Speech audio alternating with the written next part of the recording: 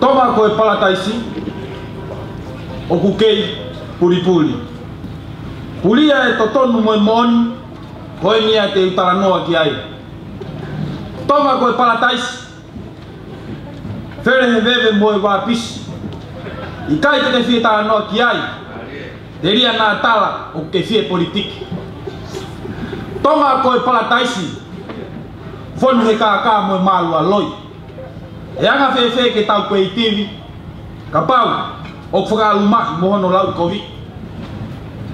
Tonga koe palataisi ui pe koe Friendly Island marimari he hanga mai si tua koe kau tātoki.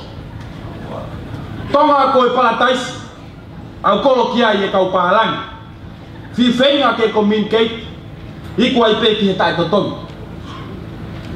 Tonga koe palataisi whakawhoofa hono ngahi matataha sisi uhila aki ai prestiki security aki a ngahi mea lene whakapōpō uli. Tonga koe palataisi fife ngai ke whakapalanisi ai huat moe hu mai heo kurahi angi e tō o. Tonga koe palataisi i he lau ia ahai koe monien kou talatu i peni beia miho tau kakai. Tonga koe palataisi tuko mou ita ka mou kui o lotu mooni mo kore tilangi e tokoni mai ke whengai a Tonga e hoko koe palataisi koe a ve malo.